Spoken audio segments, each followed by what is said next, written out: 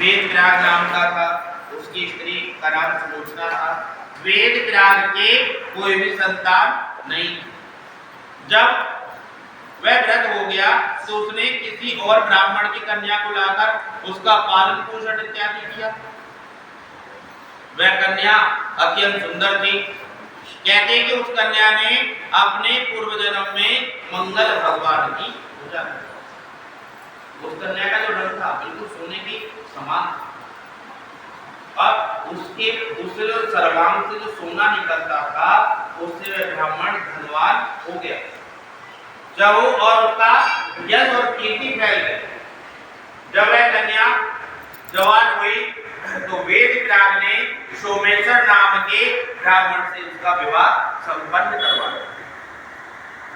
एक दिन रात्रि के समय सोमेश्वर और उनकी पत्नी जंगल में से होकर अपने नगर को जा रहे थे। जब 4 चोरों ने उनको घेर लिया और चोरों ने सोमेश्वर को जब मार डाला तो उसकी पत्नी मिलाप करने अंत में उसने पति के साथ मरने का निश्चय कर लिया। तो उसने जंगल में से एक लकड़ी इकट्ठी करी, एक चिता तैयार की। उसने पति की मृत देह को उस चिता पर रख दिया।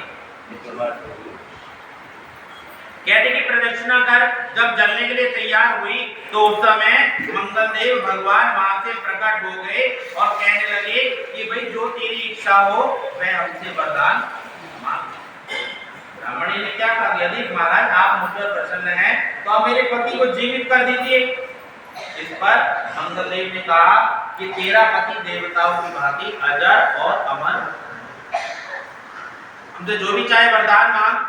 अब यह सुनकर ब्राह्मणी ने कहा कि हे गृह के स्वामी, जो तुम मुझ पर प्रसन्न हो तो मुझको यह वरदान दो कि जो कोई मंगलवार के दिन रात का लाल रंग के फूलों से आपकी पूजा करे, उसको बंधन व्याधि रोग कभी न हो, उसको सांप आग शत्रु का भय कभी न रहे, भक्तों को सुख मिले।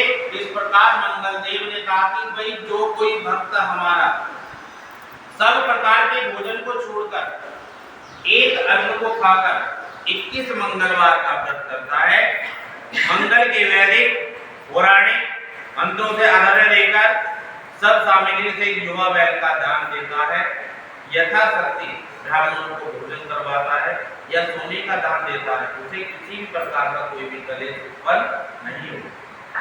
भूत और बेताल और साकिनी आदि इसको मार नहीं सकते। तो ब्राह्मणी को इस प्रकार वरदान प्रदान करके मंगलदेव भगवान वहां से स्वर्ग को चले। यह सब प्रकार का सुख देने वाला व्रत हमने आपके समक्ष रख बोले पवन सुत मान की जय, की जय।